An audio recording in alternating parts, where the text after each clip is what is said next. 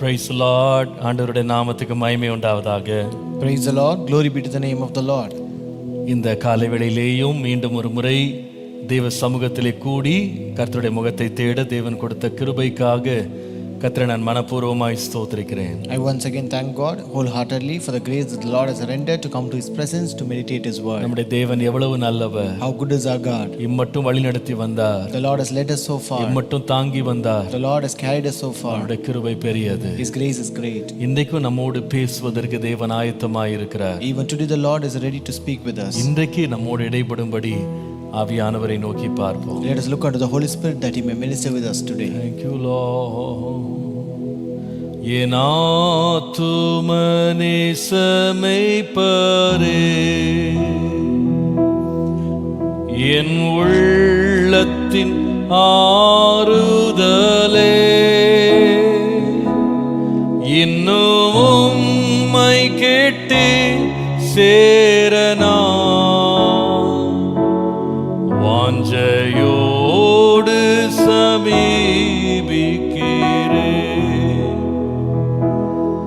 இன்னும் உம்மை கேட்டு சேரனா வாஞ்சையோடு சமீபிக்கிறேன். பேசு பேசு ஜெபம் செய்யும் போது ஆண்டவா பிரிய மானதை இப்போ காட்டும் செய்ய ஆயத்த ஆண்டவா பிரிய மானதை இப்போ காட்டும் செய்ய ஆயத்த மீட்பரை கீழ்ப்படிவோ தமாத்துமாவை தேற்றும் இட அடியேனும் பெற அருள்வி அப்பனே விண்ணப்பம் கேட்டிடு அடியேனும் பெற அருள்வி அப்பனே விண்ணப்பம் கேட்டிடு. பேசு பேசு ஜெபம் செய்யும் போது ஆண்டவா பிரிய மானதை இப்போ காட்டும் செய்ய ஆயத்த ஆண்டவா பிரிய மானதை இப்போ காட்டும் செய்ய ஆயத்த.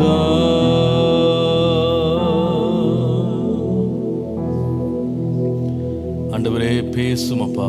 Lord, speak with us, Lord. நாங்கள் கேட்க ஆயத்தமாய் இருக்கிறோம். Lord, we are prepared to hear to you. நலமானது எங்களுக்கு போதித்து உம்முடைய நித்திய வழியில் எங்களை நடத்தும். Teach us that is good to us and lead us in your path of eternity. உம்முடைய சத்தியத்தை எங்களுக்கு வெளிப்படுத்தும். Lord, reveal your truth to us. உம்முடைய இரக்கங்களிலே எங்களை நடத்தும். Lord, lead us in your mercies. உம்முடைய நாமத்தை மகிமைப்படுத்தும். Glorify your name, Lord. இயேசுவின் நாமத்தில் பிதாவே. In Jesus' name we pray. Amen. Amen. Praise the Lord. கர்த்தர் நல்லவர்.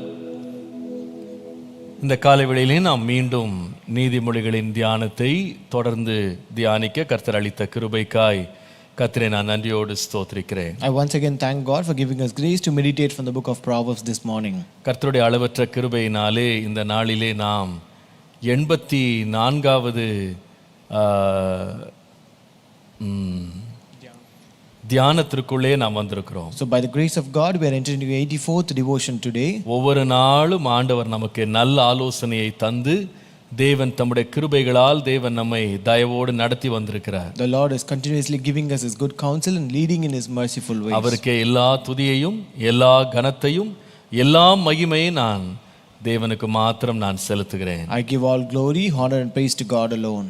ஒவ்வொரு நாளும் தியானத்தை ஆயத்தம் பண்ணுவதும் அதை பேசுவதும் உண்மையாகவே ஒரு பெரிய சேலஞ்சாக தான் இருந்திருக்கு. It is really a great challenge to prepare every day's devotion and speak on that. அநேக வேளையில என்ன பேச வேண்டும் எப்படி விளக்க வேண்டும் என்று தெரியாத வேளையில ஆவியானவர் தயவாய் இறங்கி வேண்டிய நல்ல ஆலோசனையை தந்து தேவன் ஒவ்வொரு முறையும் நடத்தி வந்த ஆச்சரியமான வழிகளை எண்ணி நான் தேவனை மனப்பூர்வமாய் ஸ்தோத்திரிக்கிறேன். Many times when I don't know what to preach, what to devote, what to meditate, the Lord is actually rendering all the grace and mercies, and the Lord is revealing great many truths.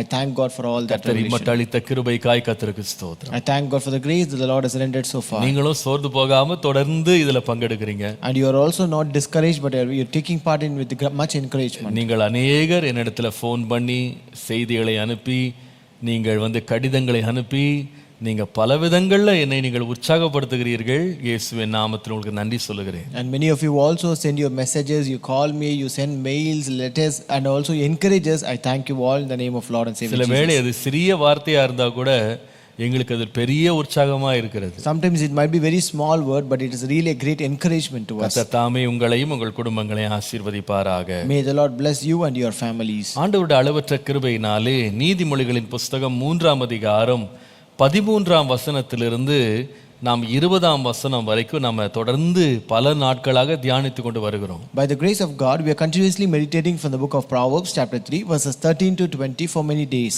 இதிலே நாம் முதலாவது ஞானத்தின் முக்கியத்துவத்தை குறித்து நாம் பேசிக் கொண்டிருக்கிறோம். First, we are speaking about the importance of wisdom. அது ஏன் மிக மிக அவசியமானது, Why it is very much necessary, அது எவ்வளவு மேன்மையானது, how great it is. பொன் வெள்ளி முத்துக்களை பார்க்கிலும் அதனுடைய விலை மேன்மையானது. It is very precious than gold, silver and rubies. அதோடு எதையுமே ஒப்பிட முடியாது. Nothing can be compared with that. அது மாத்திரமல்ல, அது எப்படி தன்னை தேடி வருகிறவர்களுக்கு அது 2 கை நிறைய ஆசீர்வாதங்களை கொண்டு வருகிறது. And also how it brings down blessings by both the hands to the one who comes seeking. அந்த ஞானத்தின் பாதையிலே நடக்கிறவர்களை எப்படி அது இன்பமான பாதைகளிலே நடக்க பண்ணுகிறது. And also how it is leading the people who come in the path of wisdom to go through the pleasant ways. அது மாத்திரமல்ல, அதனுடைய வழிகளை அதனுடைய பாதைகளை எவ்வளவு சமாதானமாய் அது நடத்துகிறது. And also how it is leading its path with peace. அந்த ஞானத்தை கண்டடைகிறவர்கள் ஜீவ விருட்சத்தின் கனியை புசிப்பது போன்ற ஒரு உணர்வு அவர்களுக்கு வருவதை நாம் கவனித்தோம். We also saw that the people who find this wisdom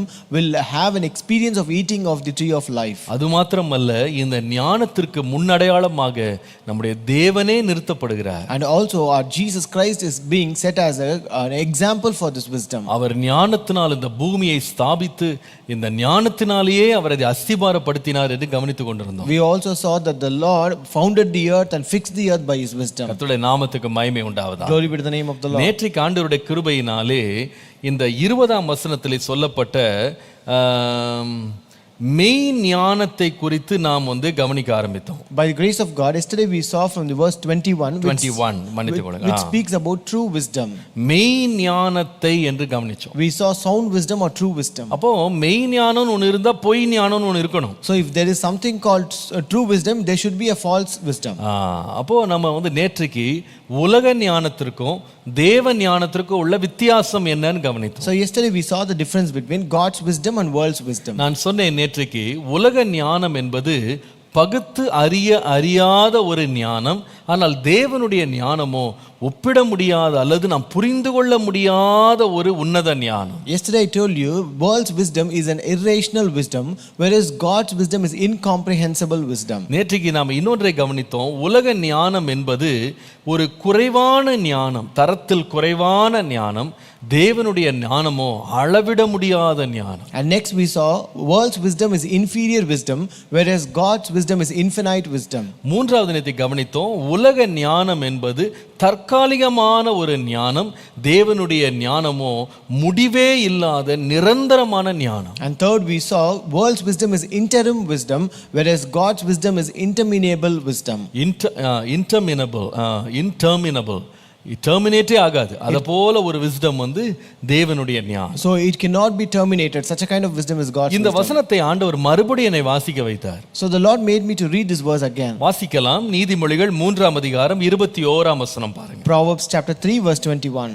என் மகனே, இவைகளை உன் கண்களை விட்டு பிரியாதிருப்பதாக, மெய் ஞானத்தையும் நல் ஆலோசனையையும் காத்துக்கொள்.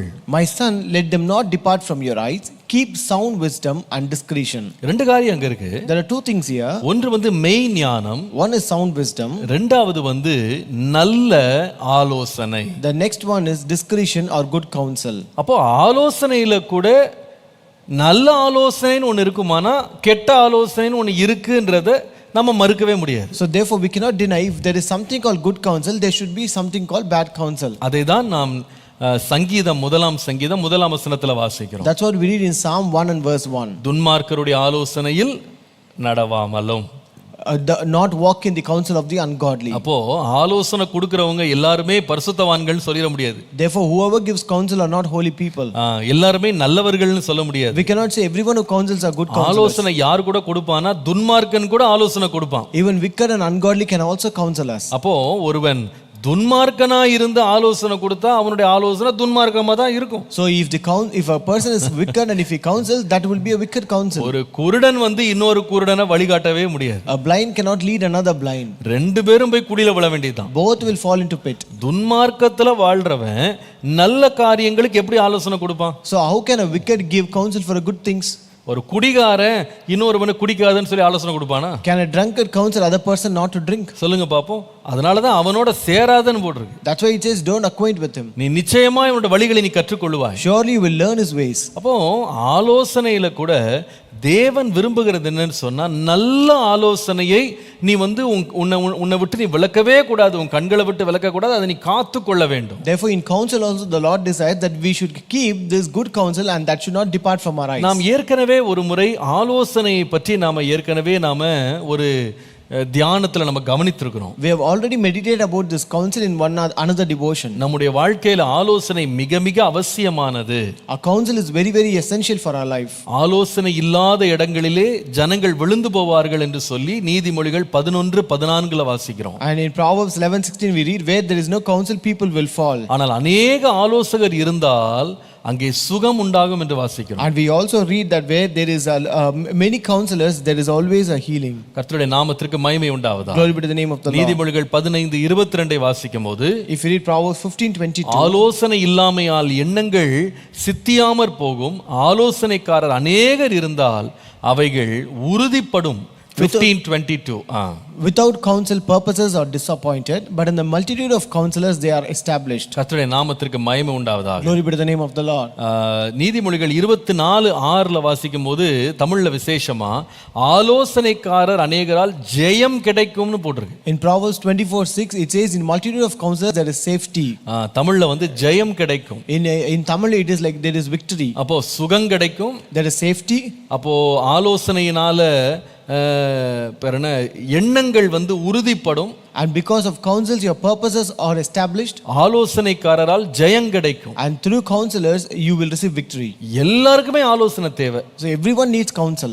ரோமருக்கு எழுதின நிருபம் 11ஆம் அதிகாரம் 34ஆம் வசனத்துல in Romans 11:34 கர்த்தருடைய சிந்தையை அறிந்தவன் யார், அவருக்கு ஆலோசனைக்காரனாய் இருந்தவன் யார்னு இருக்கு. It is written for who has known the mind of the Lord or who has been his counselor. அப்பனா தேவனை தவிர எல்லாருக்குமே ஆலோசனை தேவை. So it means that everyone need counsel except God. ஒருவன் தேவனுக்கு மாத்திரம் தான் யாரும் ஆலோசனை கொடுக்க முடியாது. So only no person can counsel, only God alone. மற்ற எல்லாருக்குமே என்ன தேவைன்னா ஆலோசனை தேவை. But everyone else need that counsel. ஒருவன் ராஜாவா இருந்தாலும் சரி, அடிமையா இருந்தாலும் சரி, அவனுக்கு ஆலோசனை தேவை. Even if he's a king or even if he's a slave, he need counsel. தகப்பனாவும் இருக்கலாம், மகனாக கூட இருக்கலாம், அவங்களுக்கு ஆலோசனை தேவை. He might be a father or he might be a son, but they need counsel. முதியோரா இருக்கலாம், அவங்க இளைஞரா இருக்கலாம், ஆலோசனை தேவை. They might be younger or they might be elder, but they need counsel. ஊழியர்களா இருக்கலாம், விசுவாசிகளா இருக்கலாம், எல்லாருக்குமே ஆலோசனை தேவை. They might be pastors or they might be believers, but they need counsel. மற்றவர்களுக்கு கற்றுக் கொடுக்கிற ஆலோசகராக அல்லது ஆசிரியராக இருக்கலாம், அதே வேளையில் கற்றுக்கொள்ளுகிற மாணவனாக இருக்கலாம், ஆலோசனை இருவருக்குமே தேவை. He might be a counselor who counsels others or a teacher who teaches others, but he needs that counselor as well. ஆனா நம்ம எதுல ரொம்ப எச்சரிப்பா இருக்கணும்னா, நாம பெறுகிற ஆலோசனை நல் ஆலோசனையாக இருக்க வேண்டும், நல்ல ஆலோசனையா இருக்க வேண்டும். But where we should be very careful is that the counsel that we receive should be a good counsel. பாருங்க, யார் வேணாலும் ஆலோசனை கொடுக்கலாம், See, anybody can give counsel, யார் வேணா பிரசங்கம் பண்ணலாம். anybody can preach. ஆனால் பிரசங்கம் பண்றவங்க, ஆலோசனை கொடுக்கறவங்க கொடுக்கிற ஆலோசனை நல்லதா கெட்டதா அப்படின்னு தீர்மானிக்க வேண்டியது அவசியம். But it is always necessary to verify and examine whether the one who counsel is good or not. நீங்கள் எச்சரிப்பாகவும் ஜாக்கிரதையாக இல்லாவிட்டால் நீங்கள் பொல்லாத ஆலோசகர்களை, துன்மார்க்கருடைய ஆலோசனையில கூட நீங்க சிக்கிட முடியும். If you are not careful about that, then you can be caught in the counsel of the ungodly and wicked. இன்றைக்கு பாருங்க, கையில செல்போன் இருக்கிறவங்க எல்லாருமே மூவி மேக்கரா மாறிட்டாங்க. So today every person who has a mobile phone have become a movie maker. இந்த YouTube வந்ததுல இருந்து பாருங்க, ஃபேஸ்புக் வந்ததுல இருந்து யார் வேணாலும் போஸ்ட் பண்ணலாம் அப்படின்னு வந்ததுனால, யாருக்கெல்லாம் ஒரு செல்போன் ஒரு மைக் இருக்கோ அவங்க என்ன பண்றாங்கன்னா இன்றைக்கு அவங்க எல்லாம் ஆலோசகரா மாறிட்டாங்க. So just because we have this YouTube and Facebook, right from the time that it came into existence, whoever have a phone and a camera and a mic, they all became counselors. பாருங்க, இந்த விசேஷமா அந்த corona காலத்துல பாத்தீங்கன்னா, especially during the corona time, யூடியூப்ல பாத்தீங்கன்னா ஏராளமான videos அனுப்பப்பட்டது. there were many videos that were posted in YouTube. நீங்க இத சாப்பிட்டா கொரோனா சரியாயிடும், if you eat this corona will be நீங்க healed, இத குடிச்சா உங்களுக்கு கொரோனா சரியாயிடும், if you drink this corona will be healed. எத்தனை பேர் அதை நம்பிட்டு இருந்தாங்க தெரியுமா? You know how many people believe that? அதுல உள்ள எத்தனை ஆலோசனைகள் எந்த விதமான அங்கீகரிப்பும் இல்லாத, அல்லது அது உண்மையா பொய்யா அப்படின்னு சொல்லி பகுத்தறியப்படாத எத்தனையோ ஆலோசனைகளை யூடியூப்ல வந்துருச்சு அப்படின்னு சொல்லி பின்பற்றி ஏமாறதவர்கள் ஏராளம் பேர் இருக்காங்க. There are many people who followed those counsels because it just came in the YouTube, which is not even verified whether it is good or bad. அப்போ எல்லா ஆலோசனையும் நல்ல ஆலோசனை கிடையாது. Therefore not all counsels are good counsels. நாம எச்சரிப்பாக இருக்க வேண்டும். We should be very careful about it. இதுல நான் ஒரு சில கேட்டகரிஸ் நான் சொல்றேன். I will show you a few categories in this. இந்த தீமையான ஆலோசனை என்பது முதலாவது சில வேளையில நம்முடைய குடும்பத்திற்குள்ளேயே இருந்து வரலாம். So sometimes this bad counsel or counselors can come within our family. 2 நாளாகமம் 22ஆம் அதிகாரம் 2 முதல் 4 வசனங்களை பாருங்களேன். 2 Chronicles 22 verses 2 and 4. அகாசியா ராஜா என்கிற ஒரு ராஜா இருந்தான். அவனுக்கு ஒரு தாய் அத்தாலியாள் என்று ஒரு தாய் இருந்தாள். So there was a king named Ahaziah and his mother was Athaliah. இந்த அத்தாலியாளை பற்றி நாம் அந்த 22ஆம் அதிகாரத்தின் 3ஆம் வசனத்துல பார்க்கும்போது, if you read verse 3 of the chapter, துன்மார்க்கமாய் நடக்க அவனுடைய தாய் அவனுக்கு ஆலோசனைக்காரியாக இருந்தாள்னு பாருங்க. we read for his mother was his counselor to do wickedly. எப்படி இருக்கு? How it is? யார் ஆலோசனை துன்மார்க்கமா நடக்கிறதுக்கு ஆலோசனை கொடுத்தான்னா வேற யாரும் இல்லை, சத்துரு இல்லை, கூடவே இருந்த தாயே என்ன செய்திருக்கிறானா துன்மார்க்கமான ஆலோசனை கொடுத்திருக்கு. It was not his enemy who gave this counsel, but it was his own mother who gave his bad counsel to do wickedness. Mark எழுதின சுவிசேஷம் 6ஆம் அதிகாரம் 21 இருந்து 24 பாருங்களேன். If you read Mark chapter 6 verses 21 to 24, அங்கே ஏரோதியாள் என்று ஒருவள் இருந்தாள். there we can read about Herodias. அந்த ஏரோதியாள் நியாயமில்லாமல் துன்மார்க்கமாக ஏரோதுவுக்கு மனைவியாக மாறுகிறாள். So this Herodias became the wife of Herod in an unjust manner. அப்போ ஒரு நாள் இந்த ஏரோதுக்கு பிறந்த நாள் வந்த பொழுது அவங்க எல்லாரும் சந்தோஷமா இருக்கிற வேளையில இந்த ஏரோதுக்கு முன்பாக இந்த ஏரோதியாளின் மகள் நடனம் ஆடுகிறாள். So on the day of birthday of Herod, this Herodias, who was Herodias' daughter, she came and danced before Herod. ஏரோதுக்கு இதுல ரொம்ப பிரியம் உண்டாயிட்டு, உனக்கு என்ன வேண்டுமானாலும் கேரு, ராஜ்யத்துல பாதியை கூட கொடுத்துறேன்னு இவர் குடி போதையில சொல்றாரு. So Herod was very much pleased and he was happy and he said, ask me whatever you want, I will give it to you, even half of my kingdom. இத கேட்ட உடனே இவள் நேரா அவங்க அம்மாட்ட போகிறா. So when she heard it, she went straight to her mother. ராஜா இப்படி சொல்றாரு, எதை வேணாலும் கேட்க சொல்றாரு, நான் என்ன கேட்கட்டும்? See, the king is asking for whatever I can ask for, what can I ask now? 24ஆம் வசனத்துல படித்தீங்கன்னா அவ என்ன சொன்னான்னா, யோவான் ஸ்நானகனுடைய தலையை நீ போய் கேளு. So in verse 24 she said, ask for the head of John the Baptist. யாருங்க இத சொன்னது? Who did say this? சொந்த தாய் சொன்னாள். It is her own mother who said this. அப்போ சில வேளையில குடும்பத்திற்குள்ள இருந்தே பொல்லாத ஆலோசனை வெளியே வரும். So sometimes bad counsels may come within your family. குடும்பத்தார் சொல்ற ஆலோசனை எல்லாம் தெய்வ வாக்கா எடுத்துக்கொள்ள முடியாது. We cannot accept all the counsels of our family members are good counsels. நாம நிதானித்து, குடும்பத்திலிருந்து வந்திருந்தாலும், ஏன் தாயே ஆலோசனை சொன்னா கூட இது நல்ல ஆலோசனையா என்று பகுத்து பார்த்து எடுத்துக்கொள்ளணும். We have to discern and verify whether it is right or wrong, even if it being given by your mother. ரெண்டாவது, Second, இந்த பொல்லாத ஆலோசனை என்பது நம்முடைய நண்பர் வட்டத்திலிருந்து கூட வரலாம். second, bad counsels can come within our friendship circles. 1 ராஜாக்கள் 12ஆம் அதிகாரம் 8-9 வசனங்களை பாருங்களேன். 1 Kings chapter 12 verses 8 and 9. அங்கே நமக்கு தெரியும் ரெகோபெயாம் என்று ஒரு ராஜா இருந்தான். Here we know about a king named Rehoboam. சாலமோனுடைய மகன். He was the son of Solomon. அவனுடைய வாழ்க்கையும் அவனுடைய ராஜ்யத்தையும் சீரழித்து கெடுத்து பிரித்து போட்டது எதுன்னு கேட்டீங்கன்னா அவனுடைய சொந்த சிநேகிதர் நண்பர்கள் கொடுத்த ஆலோசனை. It was the advice and counsel of his own friends that actually destroyed and parted his entire kingdom into two. அவர்களை குறித்து எழுதப்பட்டிருக்க 8ஆம் வசனத்துல In verse தன்னோடே வளர்ந்து தன் சமூகத்தில் நிற்கிற வாலிபர்னு போட்டிருக்கு. It is written about them as the young men who had grown up with him and who stood before him. யார் இவங்க? Who were they?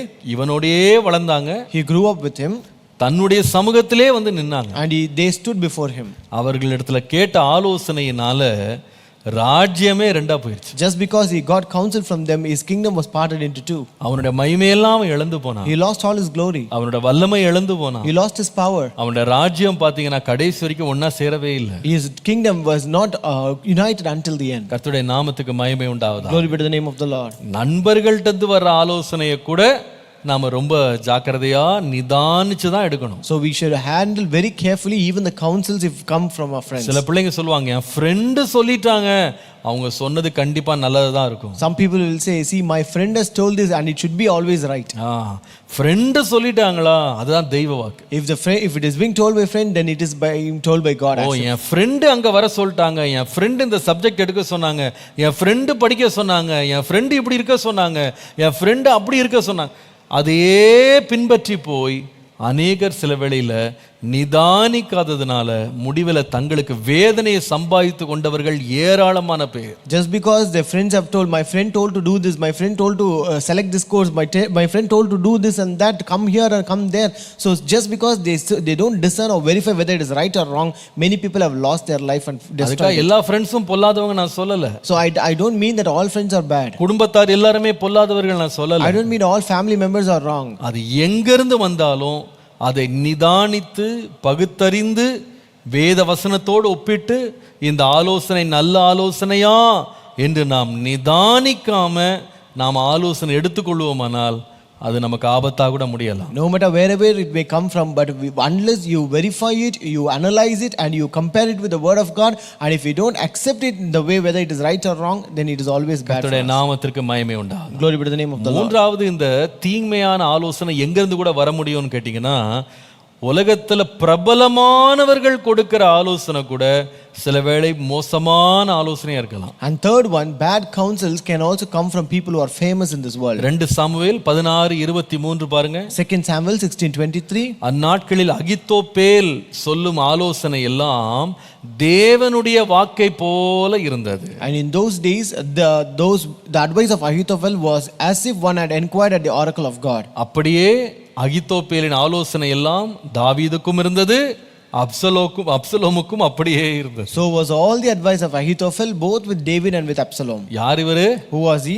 அவர் அப்பாவுக்கும் ஆலோசனை கொடுத்தாரு, பையனுக்கும் ஆலோசனை கொடுத்தாரு. He gave counsel to his father and also to his son. அன்றைக்கெல்லாம் அவர் பேசுற பேச்செல்லாம் கேட்டா தேவனுடைய வாயே பேசுறது போல இருந்துச்சாம். Those days when they spoke, it is actually like the Lord himself has spoken through him. ரொம்ப பிரபலமானவர் இவர். He was a very famous person. ஆனா இவருடைய ஆலோசனை மோசமான ஆலோசனையா இருந்ததா பார்க்கிறோம். But we read that his counsel was a bad counsel.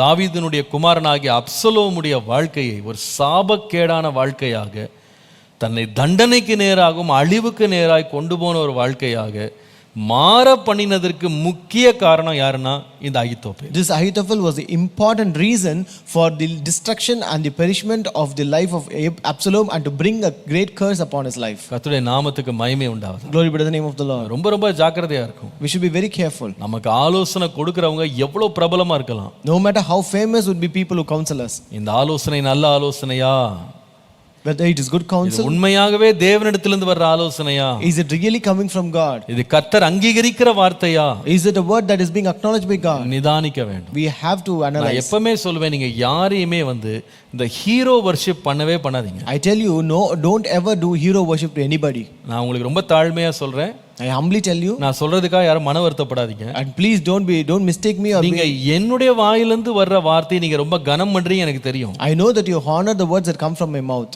Gabriel uncle சொல்றாங்களா, பாஸ்டர் கேப்ரியல் பேசுறாரா கரெக்டா இருக்கும். So if it's Pastor Gabriel, then it will be correct. அப்படி நினைக்காதீங்க. Don't think that way. நானே ஆலோசனை கொடுத்து வேதத்துல உங்களுக்கு போதித்தாலும் நீங்க வேதத்தோடு அதை நிதானித்து பாருங்க. So even if I counsel you and if I give word with the word of God, you have to analyze and verify with the word of God. நீங்க என்னுடைய வார்த்தை கனம் கொடுக்கிறது சந்தோஷம். It is really happy when you honor my word. ஆனா அதுல நீங்க மதி மயங்கற கூடாது. But you should not be enticed in that. ஒரு பர்சனாலிட்டி கிளவுட்ட கிரியேட் பண்ணிடாதீங்க. அதாவது இந்த நபர்கிட்ட வர்றது எல்லாமே கரெக்டா தான் இருக்கும் அப்படின்னு சொல்லிடாதீங்க. So don't ever consider that whatever comes from this person would be right. எதை சொன்னாலும் காரியங்கள் இப்படி இருக்கிறதா என்று சொல்லி நீங்க வேத வாக்கியங்களை நீங்க ஆராய்ஞ்சு பாருங்க. So whatever if we say, you have to analyze, compare it with the word of God. பெரேயாவில் இருந்தவங்க அப்படிதான் இருந்தாங்க. That is how people who were in Berea. அவங்க கேட்ட வசனத்தோட வேத வாக்கியங்களை ஒப்பிட்டு பார்த்து காரியங்கள் இப்படி இருக்கிறதா என்று ஆராய்ந்து பார்த்ததுனால முடிவில் நற்குணசாலிகளாக மாறினார்கள்னு பார்க்கிறோம். We read that just because they analyzed and verified with the word of God whatever they heard, they became noble at the end. அதனால நீங்க ஃபேமஸா யாராவது இருக்கிறாங்க அப்படின்னா கண்மூடித்தனமா நம்பிராதீங்க. So if some person is famous, don't just believe them blindly. அதாவது சில பேர் இன்னைக்கு பார்த்தீங்கன்னா டிவியில ஒருத்தர் வந்துட்டாரா, அப்பா அவர் என்ன சொன்னாலும் செஞ்சிருவாங்க. So there are some people, if a person has appeared on TV, so whatever he says we will do it. யூடியூப்ல நிறைய பேர் அவரை பார்க்கறாங்களா, அவர் வர்ற வாயிலிருந்து வர்ற வார்த்தையெல்லாம் அப்படியே நம்பிடுவாங்க. So if there are many views for a person in YouTube, then whatever that person says they will believe it. அவர் ஒரு பெரிய பிரபலமான ஃபிகரா இருக்கிறாரா, செலிபிரிட்டி ஸ்டேட்டஸ்ல இருக்காரா, அவ்வளவுதான் அவர் சொல்லிட்டாரா, அவர் சொன்னபடியே நான் செய்வேன். So if he is a famous personality or in a celebrity status, then whatever he says I will do it. அதுக்காக பிரபலமாக இருக்கிறவங்க சொல்றதெல்லாம் பொய் நான் சொல்லல. So I doesn't mean to say that whatever the famous people say are not wrong, good. நான் கருத்தை மட்டும் நீங்க புரிஞ்சுக்கிடுவீங்கன்னு நினைக்கிறேன். I think you can understand the subject. அவங்க எவ்வளவு பெரியவர்களா இருந்தாலும் எவ்வளவு சிறியவர்களா இருந்தாலும் ஒவ்வொன்றை நீங்க பகுத்து பார்க்காமல், நீங்கள் விசாரித்து அறியாமல், நீங்கள் ஆராய்ந்து நிதானிக்காமல் நீங்க தயவு செய்து எந்த ஆலோசனையும் குருட்டுத்தனமாக பின்பற்றாதீங்க. No matter how great or how small they might be, but whatever counsel they may give, but don't just believe them blindly without examining or analyzing or just searching and inquiring about it. இன்றைக்குள்ள செய்தியை எல்லா வாலிபரும் கேட்டால் ரொம்ப நலமா இருக்கும். And it would be better if all the young people would listen to today's counsel. என்னால எவ்வளவு பேர் இதை கேட்க முடியுமோ கேட்டால் நலமா இருக்கும். So it would be better so a maximum number of people could hear to this. ஏனென்றால் அநேகருடைய வஞ்சனையிலிருந்து அவங்க தப்பிக்கப்படுவாங்க. Because they would be delivered from the deceit of many people. சில பேர் இருக்காங்க, சில பேர் ஒரு ஐடல் மாதிரி மாத்திருக்காங்க. Some people have made themselves an idol to many. ஒரு விக்கிரகம் மாதிரி they have become an idol. அந்த பாஸ்டர் சொல்லிட்டாரா, if that pastor has told, அந்த தீர்க்கதரிசி சொல்லிட்டாரா, that if that prophet has told, அந்த மூவி ஸ்டார் சொல்லிட்டாரா, if that movie star has told, அந்த பிரபலமான பேச்சாளர் சொல்லிட்டாரா, if that famous speaker has told, அவ்வளவுதான், அப்படியே they will fall flat, அப்படியே விழுந்துருவாங்க, நெடுஞ்சான்கடையா விழுந்துரும். they will just fall flat to them. அப்படியே செய்யும். they will do as such. நிதானிக்கிறீங்களா? are you analyzing? ஆராய்ஞ்சு பார்க்கறீங்களா? are you examining? வேத வசனத்தோடு ஒப்பிட்டு பார்த்தீங்களா? are you comparing it with the word of God? கர்த்தருடைய வார்த்தை இதை சொல்லுகிறதா என்று ஆராய்ந்து பார்த்தீங்களா? did you verify whether the word of God is saying this? ரொம்ப முக்கியம். that is very important. நல்லா கவனிங்க. listen carefully. ஆலோசனையில நல்ல ஆலோசனையை நம்ம பின்பற்றணும். we have to follow good counsel. நல்ல ஆலோசனையை நாம் காத்துக்கொள்ள வேண்டும். we have to keep good counsel. பாருங்க, ஒரு நல்ல ஆலோசகருக்கு ஒரு அடிப்படையான ஒரு சுபாவம் என்னவென்றால், அவர்கள் முதலாவது கொடுக்கிற ஆலோசனையின்படி அவர்கள் முதலாவது வாழ்ந்து காட்டணும். so the best credentials for a good counselor is an exemplary life. நல்ல கவனிங்க. listen carefully. தனக்கே வேலை செய்யாத ஒன்றை ஆலோசனையாய் சொல்லுகிறவனுடைய ஆலோசனை நாம் எடுத்துக்கொள்ளும் போது take it with a pinch of salt அப்படின்னு சொல்லுவேன். அதாவது நீங்க ரொம்ப நிதானித்து யோசித்து எடுங்க. so if a person says some counsel which he doesn't even follow, then you have to take it with a pinch of salt. நீங்கள் 1 கொரிந்தியர் 11:1 வாசிக்கும் போது, if you read 1 Corinthians 11:1, நான் கிறிஸ்துவை பின்பற்றுகிறது போல நீங்களும் என்னை பின்பற்றுகிறவர்களா இருங்கள்னு அப்போஸ்தலனாகிய பவுல் சொன்னார். Apostle Paul says, "Be ye followers of me, even as I also am of Christ." எப்படி? How? என்ன பின்பற்றுங்கன்னு தான் சொன்னார். He said, "Follow me." ஆனா எப்படி பின்பற்றுங்கன்னா நான் எப்படி கிறிஸ்துவை பின்பற்றுகிறேனோ அப்படி பின்பற்றுங்க. But how you are supposed to follow? Follow me like how I follow Jesus Christ. அப்போ நம்ம ஒருவரை பின்பற்றோம் அப்படின்னா நம்ம அவங்கள பார்க்கணும். So if we want to follow someone, we have to see them. எப்படி அவங்கள கவனிக்கணும்னா அவங்க முதல்ல கிறிஸ்துவை ஒழுங்கா பின்பற்றுறாங்களா? So we have to first identify and observe them whether they are following Christ properly. முன்னால போறவங்க பெரிய கூட்டம் பின்னால போறவங்க அத்தனை பேருக்கு பின்னாடி நம்ம போக கூடாது. So just because a person is going before and a large crowd is following them, we cannot follow them. அவங்க கிறிஸ்துவை பின்பற்றுகிறாங்களா? Are they following Christ? பேச்சை வச்சு நீங்க மயங்கிராதீங்க. Don't be enticed by their words. அவங்களோட தனிப்பட்ட வாழ்க்கை எப்படி இருக்கு? But how is their personal life? அதை நிதானித்து பின்பற்றுங்க. You have to analyze that and follow them. பிலிப்பியர் 3ஆம் அதிகாரம் 17ஆம் வசனம் பாருங்க. Philippians 3:17 says, சகோதரரே, நீங்கள் என்னோடே கூட பின்பற்றுகிறவர்களாகி நாங்கள் உங்களுக்கு வழிகாட்டுகிறபடி நடக்கிறவர்களை மாதிரியாக நோக்குங்கள். Brethren, be followers together of me and mark them which walk so as ye have us to for as an example. ஏனெனில் அநேகர் வேறு விதமாய் நடக்கிறார்கள், அவர்கள் கிறிஸ்துவின் சிலுவைக்கு பகைஞர் என்று உங்களுக்கு அநேக தரம் சொன்னேன், இப்பொழுதும் கண்ணீரோடு சொல்லுகிறேன். For many walk, of whom I have told you often, and now tell you even weeping, that they are the enemies of the cross of Christ. அவர்களுடைய முடிவு அழிவு, அவர்களுடைய தேவன் வயிறு, அவர்களுடைய மகிமை அவர்களுக்கு லட்சையே, அவர்கள் பூமி கடுத்தவைகளை சிந்திக்கிறார்கள். Whose end is destruction, whose God is their belly, and whose glory is their shame, who mind earthly things. அப்போ அப்போஸ்தலனாகிய பவுலே எச்சரிக்கிறாரு, கொஞ்சம் ஜாக்கிரதையா பின்பற்றுங்க. So even Apostle Paul wants you follow with carefully. சில பேர் வேறு விதமாய் நடந்து கிறிஸ்துவின் சிலுவைக்கு பகைஞராவே வாழ்றாங்க. Because some people walk in other way and they have become the enemies of the cross of Christ. நீங்க அவர்களை இனங்கண்டு எச்சரிப்பார்கள். You have to identify them and be careful. ஏனென்றால் அவர்களுடைய தேவன் வயிறு தான். Because their God is their belly. அவர்கள் இந்த பூமி கடுத்தவைகளையே அவங்க சிந்திக்கிறாங்க. They always mind and think about earthly things. ஆனா அநேகரை தங்களை பின்பற்றுகிறவர்களாக மாற்றிக்கிட்டே இருக்கிறாங்க. But they have made many people to follow them. நீங்க அவர்களை ஜாக்கிரதையாக எச்சரிப்போடு பின்பற்று. But you have to follow them very carefully. நான் சொல்லுவேன், ஒருவன் தன்னுடைய வாழ்க்கையில பின்பற்ற முடியாததை இன்னொருவனுக்கு சொல்லி கொடுக்கும்போது அந்த போதனையை குறித்து ரொம்ப எச்சரிப்பா இருக்கணும். So if a person doesn't follow something but he counsels the same to the other person, you have to be very careful about the doctrine. ஆகவே தான் அப்போஸ்தலனாகிய பவுல் சொல்வாரு, ஒருவன் தன் சொந்த குடும்பத்தை நடத்த அறியாவிட்டால் தேவனுடைய வீட்டை எப்படி அவன் விசாரிப்பான்? That's why Apostle Paul said, if someone does not lead his own house well, how can he lead the house of God? நம்முடைய இரட்சகராக இயேசு கிறிஸ்துவை பாருங்க. Look at our Lord and Savior Jesus Christ. அவர் தைரியமா சொன்னார் தன்னுடைய சீஷர்களை பார்த்து, He said boldly unto his disciples, என்னை பின்பற்றி வாங்க. you follow me. என்னை பின்பற்றி. Follow me.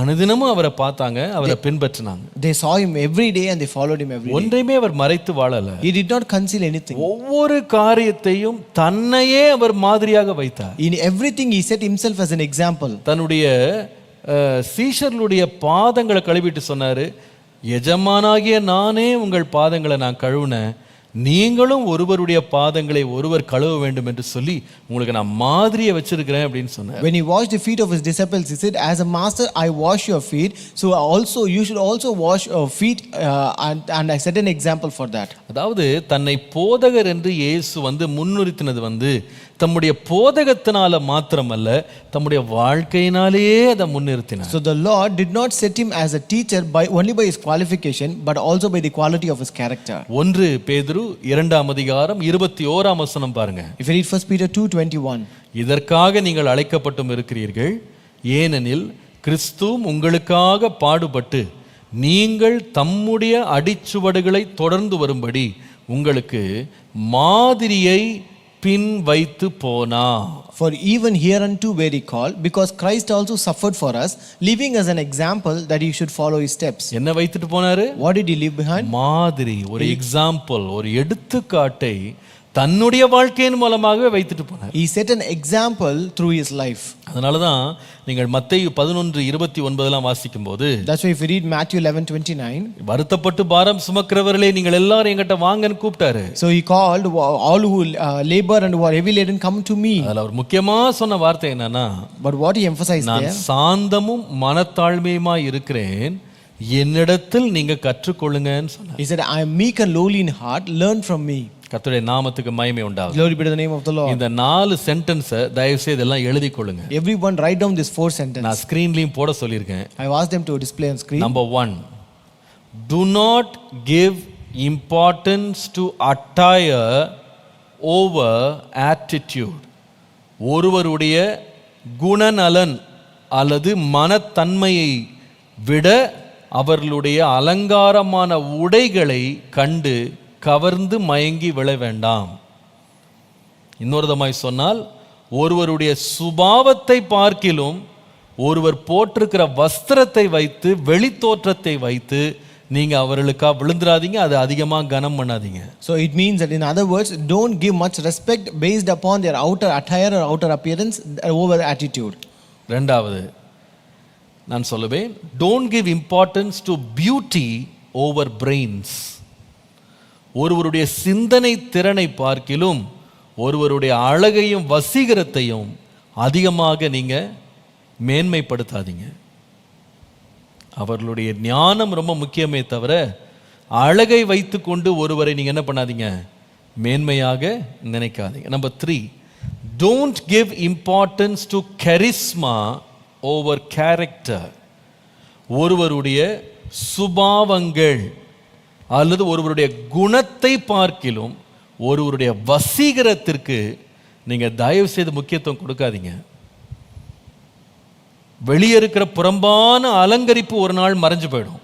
Outer beautification will perish one day. உண்மையான அலங்காரம் என்பது வெளியில இருக்கிற பொன்னையும் முத்துக்களையும் வெளியில வைத்திருக்கிற அலங்காரமான முடியும் கிடையாது. So true beautification is not the ornaments or other beautify that we do outwardly. வேதம் சொல்லு, இருதயத்தில் மறைந்திருக்கிற குணம். The Bible says the character that is hidden in your heart. So don't give importance to cover over content. வெளியில இருக்கிற தோற்றத்தை அலங்கரிப்பை வச்சுக்கிட்டு கண்டென்ட்டை விட்டுறாதீங்க. The most important thing is content. அதனால தான் இங்கிலீஷில் ஒரு பதம் ஒன்று சொல்லுவாங்க, don't judge a book by its cover. அது 2 விதத்துலையும் பொருந்தும்.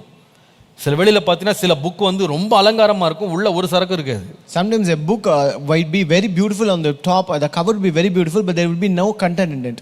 ஆனால் சில புக்கை பார்த்தீங்கன்னா ரொம்ப எளிமையாக தெரியும், உள்ள வந்து அவ்வளோ முத்துக்களால் நிறைஞ்சிருக்கும். But some books may appear very simple on its cover, but it will have much content in it. ஆகவே தான் எபிரேயர் 13:7 வாசிக்கும் போது, That's why Hebrew 13:7 says, தேவ வசனத்தை உங்களுக்கு போதித்து உங்களை நன்றாய் நடத்தினவர்களை நீங்கள் நினைத்து அவர்களுடைய நடக்கையின் முடிவை நன்றாய் சிந்தித்து அவருடைய விசுவாசத்தை பின்பற்றுங்கள். Remember them which have the rule over you, who have spoken unto you the word of God, whose faith follow, considering the end of their conversation. அதான் இது முக்கியம். என்னன்னா, உங்க போதகர் வந்து கோட் சூட் போட்டிருக்கிறாரா அல்லது அவர் வந்து வேஷ்டி சட்டை போட்டிருக்கிறாரான்றது முக்கியம் இல்லை. It is not important whether your pastor is wearing a dhoti or a coat suit. சில பேர் அப்பா கோட் சூட் போட்டா பெரிய அறிவாளி. So some people consider if a person wears a coat suit, he is much wise. அவர் வேஷ்டி சட்டை போட்டாருன்னா அவருக்கு ஒன்றும் தெரியாதுன்னு நினைக்கிறாங்க. Or if he is wearing dhoti, he doesn't know anything. ஒருவர் வந்து கோட் சூட் போட்டு ஒன்றும் தெரியாதவனாகவும் இருக்கலாம், எளிமையாக ஒரு டோத்தியை போட்டுட்டு அவர் வந்து பெரிய ஒரு ஞானியாக பெரிய பக்திமானா இருக்கலாம். A person can wear a coat suit but have nothing in his mind, and at the same time he can wear a veshti or dhoti and he might be much wise person. வெளியில இருக்கிற எளிமையோ வசீகரத்தையோ வைத்து தயவு செய்து யாரையுமே கணக்கு பார்க்காதீங்க. So don't ever estimate any person based on the outer appearance of beauty. நீங்கள் இந்த பிரம்மையிலிருந்து வெளியே வந்தாதான் நல்ல ஆலோசனையை பெற்றுக்கொள்வீங்க. So only if you come out of this mystery you will actually get the good counsel. கடைசியாக, do not give importance to desirability over dependability. ஒருவர் மேல் உள்ள நம்பகத்தன்மைக்கு முக்கியத்துவம் கொடுங்க, ஒருவரை வந்து உங்களுக்கு பிடிச்சிருக்கு அப்படின்றதுக்கு முக்கியத்துவம் கொடுக்காதீங்க. பிரியத்துக்கு இல்லை, நம்பகத்தன்மைக்கு முக்கியத்துவம் கொடுங்க. ஒருவேளை அவர்கள் கொடுக்கிற ஆலோசனை சில வேளை ரொம்ப வேதனை உண்டாக்குகிறதாய் அது ரொம்ப கடினமானதா கூட இருக்கலாம். Sometimes the counsel that they give, they might be harsh and hurting us. ஆனா ஒன்றை மறந்துடக்கூடாது, அது உண்மையா இருக்கா, அது நேர்மையா இருக்கா, அது ஆரோக்கியத்தை கொடுக்குதான்னு சொல்லி யோசித்து நிதானித்து பாருங்க. But you have to make sure that it is honest and healthy to you. Let me repeat that. Don't discard a counseling because it is harsh or hurting. Okay, write it down. Don't discard a counsel simply because it is harsh and hurting. But look for whether a counsel is honest and healthy. Some counsels may be very harsh, may be very, very hurting, but in the end, it will be very healthy and it will be the best and the most honest counsel you can ever receive. நீங்கள் பெற்றுக்கொள்ளக்கூடிய மிக நேர்மையான மிக ஆரோக்கியமான ஆலோசனை அது இருக்கும். ஆனால் அநேக வேளையில் அந்த நல்ல ஆலோசனை கொஞ்சம் கடினமாக இருக்கும், கொஞ்சம் வேதனையாக கூட இருக்கலாம். நீங்கள் உங்கள் உணர்ச்சிகளை வைத்து தயவு செய்து எது நல்ல ஆலோசனை என்று நீங்கள் தேர்ந்தெடுக்காதீங்க. Don't choose a counsel based on your emotions. அதனால தான் நீதிமொழிகள் 27:6 வாசிக்கிறோம். That's why Proverbs 27:6 says, சிநேகிதன் அடிக்கும் அடிகள் உண்மையானவைகள், சத்து இடும் முத்தங்களோ வஞ்சனை உள்ளவைகள். faithful are the wounds of a friend, but the kisses of an enemy are deceitful. ஒரு கவுன்சிலிங்ல கிராமட்டிக்கல் எரர் இருக்கான்னு சொல்லி தேடாதீங்க. Don't seek for grammatical errors in counseling. சில பேர் சில பிரசங்கம் கேட்கும்போது கூட இலக்கண ரீதியா பேசுறாரா. So even when people listen to sermons, they will see whether he is speaking with grammar. Grammar இருக்கோ இல்லையோங்க, is that preaching genuine? அது நேர்மை உள்ளதா, உண்மை உள்ளதா, நம்பகத்தன்மை உள்ளதா, அதை பாருங்க. தயவு செய்து நீங்க don't fall for the glam and glitter of celebrities. I'm telling you this. சில பேர் ரொம்ப ஹை லாங்குவேஜ்ல ரொம்ப இலக்கண ரீதியா ரொம்ப அப்படியே இமோஷனலாலாம் பேசுவாங்க. Some people will speak in high language with good grammar and very emotionally. நான் சொல்லுவேன், அதுக்கு நீங்க விழுந்துடாதீங்க. Actually, don't fall for that. உங்களுடைய ஆலோசகர், உங்களுடைய போதகரோ, உங்கள் தகப்பனோ, தாயோ, நண்பனோ யாரா கூட இருக்கலாம். It might be your pastor, your parent, or any partner or any friend. உங்களுடைய சொந்த கணவனோ மனைவியா கூட உங்க ஆலோசகராக இருக்கலாம். It might be your own husband or wife who might be a counselor. அவங்க பெரிய பட்டங்களை வாங்கியிருக்கிறாங்களா, ரொம்ப திறமையா பேசுறாங்களா, சாதுரியமா பேசுறாங்களா, இதை வைத்து நீங்க அவங்க ஆலோசனையை தயவு செய்து கணக்கிடாதீங்க. Don't ever estimate their counsel based on their degrees or their qualification or the way, the smartness and the talented way they speak. சில பேர், மம்மி நீங்க சொல்றது ரொம்ப ஓல்டு ஸ்கூல், நாங்கெல்லாம் இப்ப கான்டெம்பரரியா இருக்கோம், நீங்க ட்ரெடிஷ்னலா பேசிட்டு இருக்கீங்க, 10 வருஷத்துக்கு முன்னாடி 20 வருஷத்துக்கு முன்னாடிலாம் நீங்க நினைச்ச அந்த மாதிரி பேசுறீங்க. It doesn't matter. So some children will say, "Mummy, you are speaking like an old school. That is very traditional. We are very modern, contemporary now." எப்பா எவ்வளவு ஓல்ட் ஸ்கூலா இருந்தாலும் காரியம் கருத்துள்ளதா இருக்கா, அதை எடுத்துக்கோ. So no matter how old school it might be, if that matter is counsel is genuine, you just accept it. ஏங்க இன்னைக்கு நீங்க அறுவை சிகிச்சைக்கு போங்க, ஒரு மருத்துவ சிகிச்சைக்கு போங்க, எப்படி தேடுவாங்க தெரியுமா? No, if you go to a surgery today, how they will seek you? எப்படிப்பட்ட டாக்டரை தேடுவாங்க தெரியுமா? You know what kind of doctors will you find? அவர் எவ்வளவு வருஷம் இதுல திறமையா இருந்திருக்கிறாரு. So how much he is experienced in that? எத்தனை அவர் வெற்றி எடுத்திருக்கிறாரு. How many success he has already achieved. பாப்பாங்க, அவருடைய கனிகளை பாப்பாங்க. They will look at his fruits. அவர்களுடைய வெற்றிகளை பாப்பாங்க. They will look at their success. அதனால சும்மா பெரிய போர்டு போட்டுருக்காங்க அப்படின்றதுக்கு நல்ல ஆஸ்பத்திரின்னு அர்த்தம் கிடையாது. Just because they have a big board doesn't mean that a good hospital. சின்ன போர்டு போட்டுருக்கறனால மோசமான ஆஸ்பத்திரின்னு கிடையாது. At the same time, if it's a small board doesn't mean that is a very bad hospital. பிரபலமா தங்களை பற்றி ரொம்ப பெருமையா பேசுறவங்கலாம் நல்ல மருத்துவர்களும் கிடையாது, அமைதியா இருக்கிறவங்கலாம் பொல்லாதவர்களும் கிடையாது. People who speak great about themselves are not good doctors, and also people who are very silent and calm are not bad doctors. நீங்க ரொம்ப ரொம்ப எச்சரிப்பா இருக்கணும். அவங்க கொடுக்கிற எல்லா ஆலோசனையுமே, நீங்க பெற எல்லா புத்திபதிகளுமே முதலாவது ஆலோசனை கொடுக்கிறவருடைய வாழ்க்கையில வேலை செஞ்சிருக்கா. So you should be very careful. All the counsels and advice given by that counselor, you have to analyze whether that has worked out already in their life. ஒரு பழைய கதை சொல்லுவாங்க. There's an old story. ஒரு முறை ஒரு ஊர்ல ஒருவன் போய் தலையில முடி வளர்றதுக்கு ஒரு அதிசய தைலம் ஒன்று கொண்டு வந்திருக்கிறேன்னு சொல்லி ஊரெல்லாம் விற்று கொண்டு வந்தான். So a person was selling in a village, marketing about an hair oil. to grow more hair in the head. சொன்னாரா முடியே இல்லாம நீங்க வழுக்கையா இருந்தா கூட இதை போட்டு தேய்ச்சிங்கன்னா உங்களுக்கு முடி வளர்ந்துரும். He said even if you are bald and without any hair, if you just apply this oil, you will get hair. அதை நம்பி ஊராரெல்லாம் வாங்க ஆரம்பிச்சிட்டாங்க. So all the people of that village, they actually got that. பெரிய வியாபாரம் அவனுக்கு நடந்தது. That was a big business for him. ஒரு சிறு பையன் இதை கவனித்துக் கொண்டே இருந்தான். A small boy was looking at this. ஒரு குறிப்பிட்ட இடம் வந்த உடனே அவர் இப்படி விற்று கொண்டிருக்கும் போது அவன் திடீரென்று பின்னால வந்து அவர் போட்டிருந்த குல்லாவை அவன் எடுத்தான். So at one place, as he was actually making business, he came back and he just took up that skull cap from him. எடுத்தா அவர் தலை முழுசும் வழுக்க. When he saw, his entire head was bald. அப்பதான் எல்லாருக்கும் புரிஞ்சது. That is when everyone understood. ஊருக்கெல்லாம் தைலம் வித்தியாப்பா. You actually sold this hair oil to everybody. இந்த தைலத்தை நீ போட்டா, இந்த எண்ணெயை போட்டா முடியெல்லாம் வளர்ந்துரும்னு சொன்னியே. You told that if you apply this oil, we will have hair. அந்த எண்ணெய் உனக்கே வேலை செய்யலையே. But that did not work out even for you. உனக்கே வேலை செய்யாதது எங்களுக்கு எப்படி வேலை செய்யும்? So when it did not work for you, how can it work for us? ஒரு வேடிக்கையா ஒரு கதை சொல்லுவாங்க, நீ கேட்டிருப்பீங்க. So you would have heard this funny story. ஒரு முறை ஒருவன் ஒரு கண் டாக்டர்கிட்ட போனானா. A person once went to an ophthalmologist. Sir எனக்கு எல்லாமே மங்கலா தெரியுது சார், சரியாவே கண்ணு தெரிய மாட்டேங்குது. He said, doctor, I could not see anything, everything is a blur vision, I cannot see anything properly. எனக்கு மருத்துவம் செய்யுங்கன்னு சொன்னானா. Please do some treatment. அதுக்கு அந்த கண் டாக்டர் கேட்டாராம், அதுக்கு எதுக்கு 3 பேர் வந்திருக்கீங்கன்னு கேட்டாராம். The ophthalmologist asked him, why 3 of them came for this? வந்த ஒரு ஆளை பார்த்தா டாக்டருக்கே 3ஆ தெரியுது. So even unto doctor it appeared as if 3 person have come. அப்போ அவர் எப்படி மருத்துவம் பண்ணுவாரு? So how will he treat him? அதே போலதான் ஆலோசனைக்காரரை குறித்து நீங்க எச்சரிப்பா இருக்கணும். Similarly, you should be very careful about the counselors. நல் ஆலோசனை தன்னுடைய வாழ்க்கையை நீதியா நடத்தி நன்மையா நடத்துறவங்ககிட்ட தான் நல்ல ஆலோசனை வரும். A good counsel will come from a person who leads an exemplary life and who leads a righteous life. கர்த்தருடைய நாமத்துக்கு மகிமை உண்டாவதாக. Glory be to the name of the Lord. இன்னைக்கு என்னுடைய தியானத்தை முடிக்கிறதுக்கு முன்னால ஒரு காரியத்தை உங்களுக்கு நான் இன்னைக்கு பேச விரும்புகிறேன். நீங்கள் எல்லாரும் எழுதி கொள்ளணும், உங்கள் டைரியில் எழுதி கொள்ளுங்க, இதை நீங்கள் ஷேர் பண்ணுங்க, நிறைய பேருக்கு இது பிரயோஜனமாக இருக்கும். So before I end today's devotion, I just want to give you something which you can note down and you can share with all your friends. இன்னைக்கு நான் சொன்ன முக்கியமான குறிப்பு எழுத சொன்னேன் பாருங்க, அது எல்லாத்தையுமே தயவு செய்து நீங்கள் முடிந்தா உங்க லிஸ்ட்ல இருக்கிற எல்லாருக்கும் நீங்க டைப் பண்ணி டெக்ஸ்டா நீங்க ஷேர் பண்ணுங்க. So even whatever I asked you note down today, if possible you can just type it and send us a text to all your contacts. இப்பொழுது நான் பேச போகிறது ரொம்ப சுருக்கமாக 7 வரிகள்ல. So now I'm going to speak just 7 sentences. நல்ல ஆலோசகர் அப்படின்னு சொல்றவர்களுடைய 7 மறைமுகமான அடையாளங்கள். 7 subtle signs of good counselors. எழுதிட்டீங்களா? Did you write it? நல்ல ஆலோசகருடைய 7 மறைமுகமான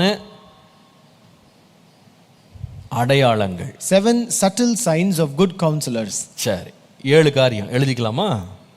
முதல் காரியம், first, அவர்கள் தேவனுக்கு பயந்தவர்களாய் இருக்கிறார்களா? How much do they fear God? அவங்க தேவனுக்கு எவ்வளவு பயப்படுறாங்க? How much do they fear God? ஒரு நல்ல ஆலோசகன் முதலாவது கர்த்தருக்கு பயப்படுகிறவனாய் இருக்கிறான். A good counselor is the one who fears God first. ஏன் தெரியுமா? You know why?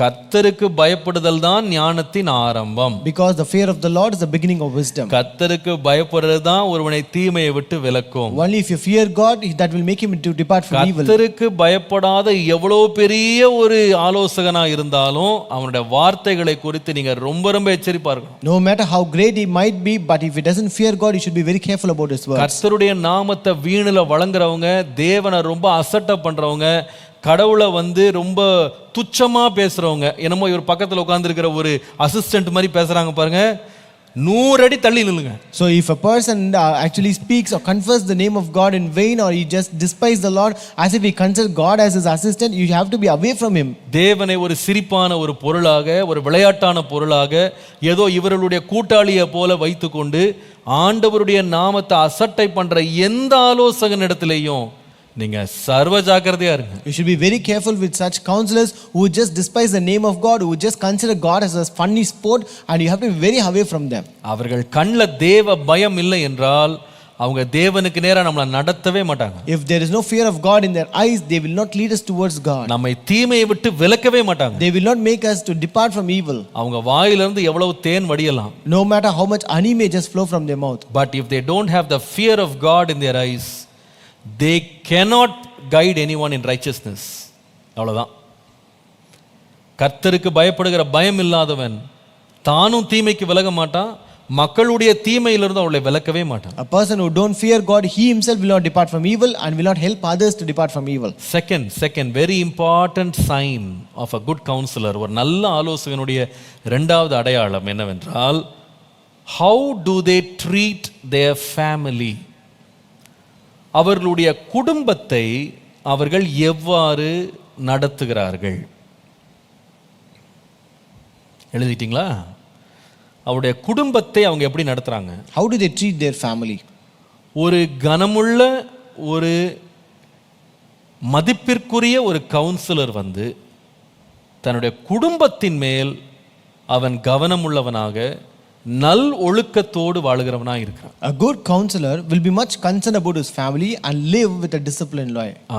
குடும்பத்தில் ஒழுக்கக்கேடு உள்ளவர்கள், குடும்பத்தோடு உண்மை இல்லாதவர்கள் நல்ல ஆலோசகராக இருக்க எந்த தகுதியுமே அவர்களுக்கு கிடையாது. A person who is not faithful in his family, who doesn't live a disciplined life in his family, is not eligible to become a counselor. குடும்ப உறவுகளில் கட்டுப்பாடு இல்லாமல் வாழ்கிறவர்கள் மற்றவர்களை கட்டுப்பாடோடு வாழ அவங்க ஒரு நாளும் உற்சாகப்படுத்த மாட்டாங்க. A person who don't live with a restriction in a family cannot help or encourage others to live with the restrictions. சொந்த குடும்பத்தில் கனத்தையும் மரியாதையையும் ஒழுக்கத்தையும் தேவ பயத்தையும் காக்காதவர்கள் எந்த விதத்திலையும் நல்ல ஆலோசகராக இருக்கவே மாட்டாங்க. People who don't show the fear of God, a good counsel or good way of living in their family, they cannot become good counselors. ஏனென்றால் வேதம் நமக்கு ரொம்ப தெளிவாய் சொல்லுகிறது, ஆண்டவர் இந்த உலகத்துல உருவாக்கின first institution வந்து marriage. So the Bible very clearly says the first institution the Lord created in this world is marriage. வேதம் சொல்லுகிறது விவாகம் யாவருக்குள்ளும் கனம் உள்ளது.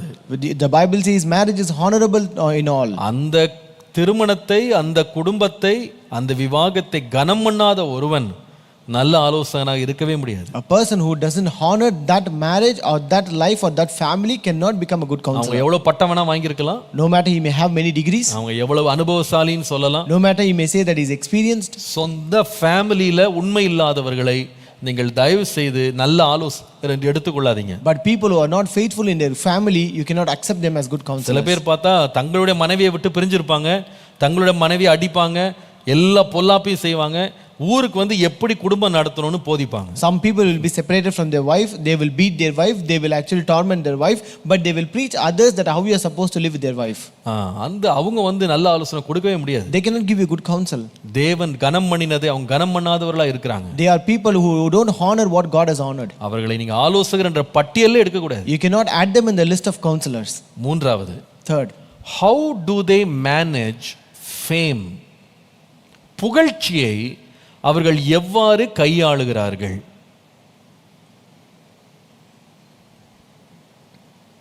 புகழ்ச்சி. how do they manage fame? How do they manage fame? எல்லாருடைய வாழ்க்கையிலே புகழ்ச்சி வரும். Fame will be in everyone's life. ஆனால் புகழ்ச்சி ஒருவருடைய குணத்தையும் சுபாவத்தையும் அது வந்து மாற்றுமானால், அது கரைப்படுத்துமானால் அவர்கள் நம்ப தகுந்தவர்கள் அல்ல. If this fame change or defile the character of a person, then they are not trustworthy. புகழ் வந்து அநேக வேளையில ஒரு நல்ல டிட்டர்ஜென்ட் மாதிரி. Many times this fame is like a detergent. அதை போட்டு ஒருவரை தோச்சா அந்த துணி வெளுக்குதா, அந்த துணி சாயம் போகாமல் இருக்கான்றது நல்ல ஒரு டெஸ்ட் அது. So it is a good test to find whether that will wash the dirt or actually it is taking away the color. Will it fade or will continue to retain the color? சிலர் ரொம்ப கலர்ஃபுல்லாக இருப்பாங்க, ஆனால் புகழை அவங்களுக்கு கொடுத்தீங்கன்னா அப்படியே fat ஆகிடுவாங்க. Some people will be very colorful, but if you give them that fame, they will fade away. அப்போ உங்களுக்கு கண்டுபிடிக்கலாம், இவங்க வந்து நிஜமானவங்க கிடையாது, இவங்களுக்குள்ள உண்மையான குணம் அவங்ககிட்ட இல்லை, அவங்க புகழுக்காக மனுஷ புகழ்ச்சிக்காக வாழ்கிறாங்க. Then you can identify very well that they are not living properly or truly, they just live for the fame of the people. அவங்க வந்து நம்முடைய நற்பெயரை பெறதுக்காக நமக்காக எப்படி வேணா ஆலோசனை மாற்றி சொல்லுவாங்க. They can give us counsel or change counsels just to be in our good books. Correct. நம்முடைய நன்மதிப்பையும் நம்முடைய பாராட்டையும் பெறதுக்காக தங்களுக்கு எந்த கெட்ட பெயரும் வந்துடக்கூடாது, தங்களை வந்து நம்மளை அவங்க இழந்துடக்கூடாதுன்றதுக்காக அவங்க சத்தியத்தை கூட புரட்டுவாங்க. They can even change the truth and doctrine just because they don't want to lose us. ஆனால் நல்ல ஆலோசகன் வந்து புகழ்ச்சியை தேடவே மாட்டான். But a good counselor will not seek after fame. சத்தியத்தை சத்தியமா சொல்லுவான். He will tell the truth as truth. அதனால சிலரை பகைஞரை கூட மாற்ற வேண்டிய சில வேளையில சந்தர்ப்பங்கள் வரலாம். And because of which he may have to make few people as his enemies. சில பேர் அவனை விரோதிப்பாங்க, வெறுப்பாங்க, அவனை கேட்க மாட்டாங்க. Some people will hate him, they will have enmity with him. சில பேர் அவனை விட்டு பிரிஞ்சு கூட போவாங்க. Some people will go separated from him. But an honest counselor வந்து he doesn't want fame out of his counsel. தனக்கு கொடுக்குற ஆலோசனையினால தனக்கு இன்னும் புகழ்ச்சி, இன்னும் பெயர், புகழ் வரணும் அப்படின்றதுக்கு ஆலோசனை கொடுக்குறவனா இருக்கவே மாட்டான். But a good counselor will not be a person who just give counsel for fame. நான்காவது, Fourth, ஒரு நல்ல ஆலோசகனுடைய நான்காவது தன்மை, how do they handle fury? அவங்க கோபத்தை எவ்வாறு கையாளுகிறார்கள்? how do they handle fury? ஒரு நல்ல ஆலோசகன், ஒரு புத்திமான் யார் என்றால் தன்னுடைய கோபத்தை அடக்குகிறவன். A good counselor is the one who controls his anger. ஒரு மூடனுடைய மடியிலே கோபம் குடிகொண்டிருக்கும் என்று வாசிக்கிறோம். He said anger is vested in the bosom of a fool. Fools. ஆமா, anger rests in the bosom of fools. ஒரு ஞானமுள்ள கவுன்சிலர் வந்து கோபத்துக்கு வந்து ஆளாக மாட்டான். A wise counselor will not lose to fury. எல்லாருக்கும் கோபம் வரும். Everyone will get angry. ஆனா கோபம் வந்து ஒருவனை மேற்கொள்ள கூடாது, கோபம் ஒருவனுக்குள்ள குடிகொள்ள கூடாது. But anger should not overcome a person or it should not dwell in a person.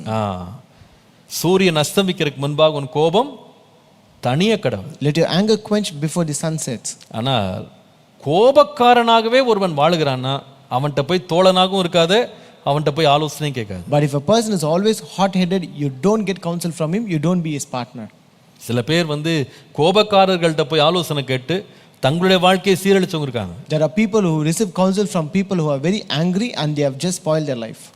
பிள்ளைகளுக்கு அன்பா சொல்றேன், I tell to children very lovely. சில வேளையில சில பெற்றோர் இருக்காங்க, அவங்களுக்கு வந்து என்னன்னே தெரியாது, ஒரு விதமான ஒரு எரிச்சலும் கோபமும் அவர்களுக்குள்ள பற்றி எரிந்து கொண்டே இருக்கும். Sometimes there are parents who we don't know why, but they will be very furious and always angry. நீங்க அவங்க ஆலோசனை போய் கேட்டீங்கன்னா உங்க குடும்பம் நாசமாயிடும். If you get counsel from them, then your family will be spoiled. உண்மையா வருத்தத்தோட சொல்றேன், I tell you with great எத்தனையோ பிள்ளைகள் தங்களுடைய கணவனை விட்டு பிரிந்து வந்ததுக்கு காரணம் அவங்களுக்கு எந்த பர்சனல் ஆங்கர் கிடையாது, அவங்களுடைய அப்பா அம்மாவுடைய கோபத்துக்கு வந்து இவங்க ஆலோசனையை கேட்டு கேட்டு கேட்டு தங்கள் கணவனை விட்டு பிரிஞ்சு வந்த எத்தனையோ பெண்கள் எனக்கு தெரியும். I know many women and daughters who have separated from their husband just not because of their personal anger but because of the counsel of their parents.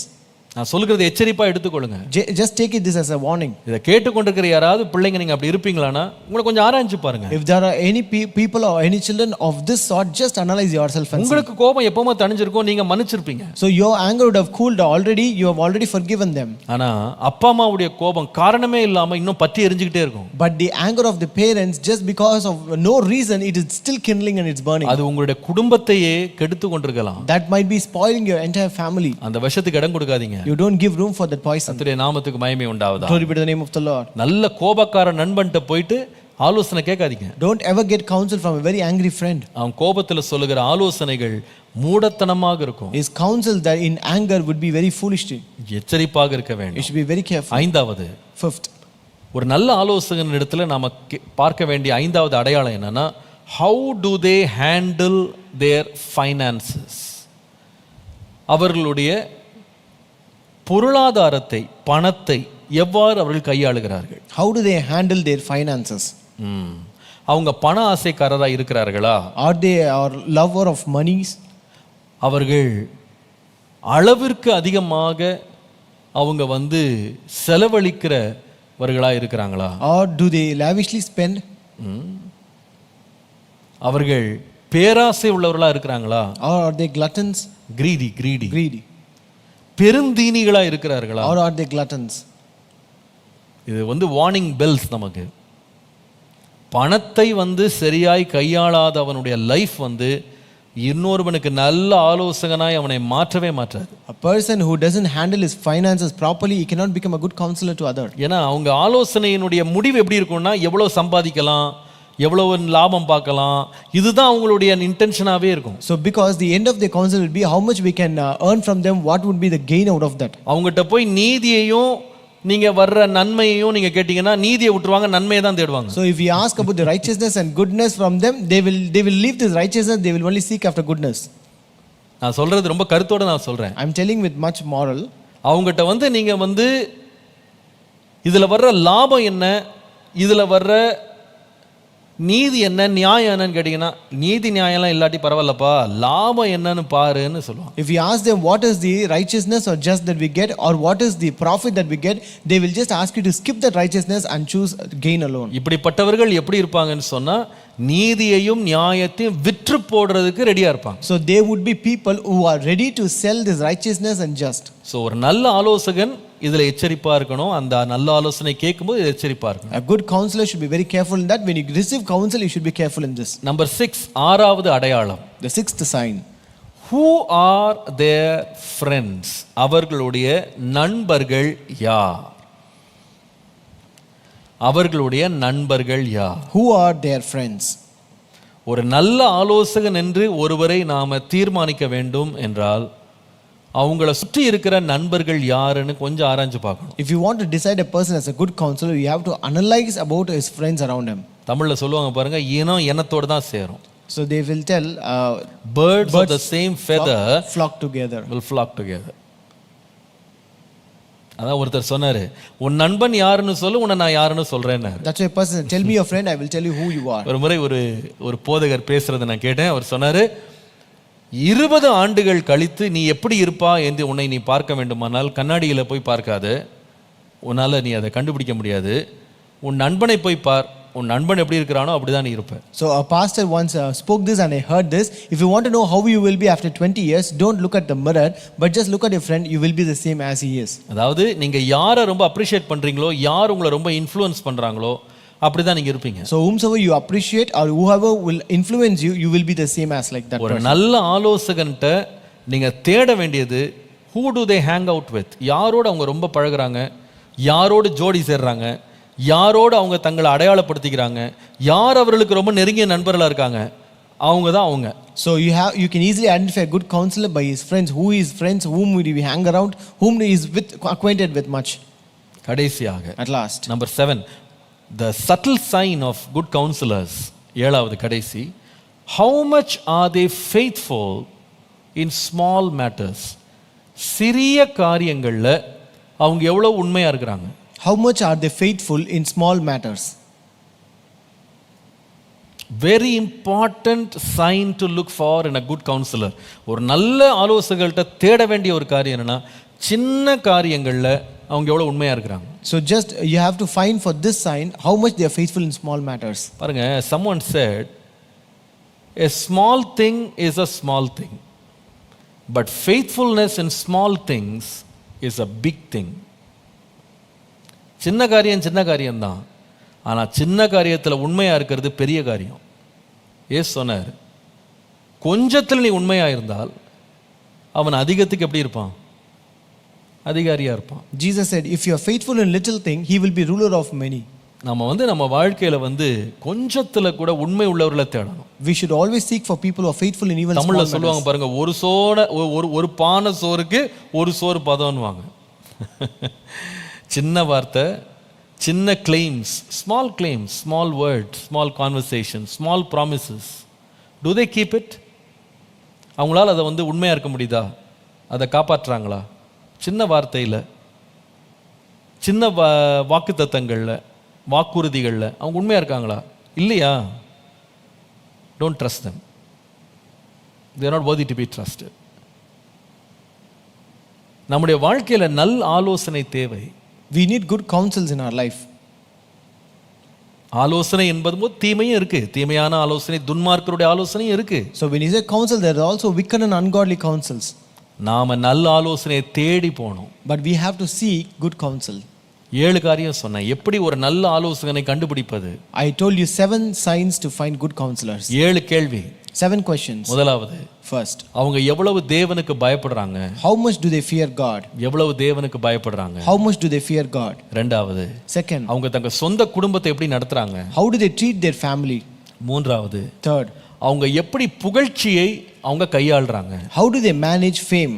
நான்காவது, Fourth, அவங்க எப்படி கோபத்தை கையாளுறாங்க? how do they handle fury?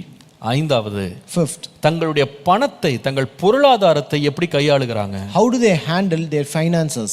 வேதம் சொல்லுகிறது, இந்த உலக பொருள்ல ஒருவன் உண்மையா இல்லைன்னா அவன் எப்படி தேவனுக்கு உண்மையா இருக்க முடியும்? The Bible says if a person is not faithful in these worldly things, how can be faithful to God? ஆறாவது, Sixth, அவருடைய நண்பர்கள் யார்? who are their friends? ஏழாவது, Seventh, அவங்க சின்ன காரியங்கள்ல உண்மை உள்ளவர்களா இருக்கிறாங்களா? how much are they faithful in small matters? 7 குணநலன்கள். 7 signs or 7 subtle உங்களுக்கு signs. பிரயோஜனமா இருந்திருக்கும் என்று கர்த்தருக்குள்ள நம்புறேன். I believe that it is useful for you in God. எனக்கு ஒரு சின்ன உதவி மட்டும் செய்யுங்க. So you can do me a small favor. உங்களுக்கு தெரிந்த யாராக இருந்தாலும் சரி, தயவு செய்து அது நண்பர்களோ குடும்பத்தாரோ பிள்ளைகளோ பெற்றோரோ போதகரோ யாராக இருந்தாலும் சரி, தயவு செய்து இன்றைக்குள்ள இந்த தியானத்தை அனுப்ப முடிஞ்ச வரைக்கும் அனுப்புங்க. நான் சொன்ன இந்த குறிப்புகளை நீங்கள் டெக்ஸ்டாக போட்டு எவ்வளோ பேருக்கு ஷேர் பண்ண முடியுமோ ஷேர் பண்ணுங்கள். அது அநேகருக்கு ஆசீர்வாதமாக பயனுள்ளதாக இருக்கும். So just do me this favor. It might be your friend, your friends, your family, your pastor, or any person, any familiar person you know. Try to send today's devotion to them, share with them. Also, if possible, whatever points I gave you, try to do it as a text and just send them. கர்த்தர் நம்மை ஆசீர்வதிப்பாரா. May God bless us. நல் ஆலோசனையை காத்துக்கொள்ள உதவி செய்வாரா. May God help us to keep good counsel. ஜெபிப்போம். Let us pray. பரிசுத்த பிதாவே, my ஸ்தோத்திரிக்கிறேன். Our Holy Father, we praise you.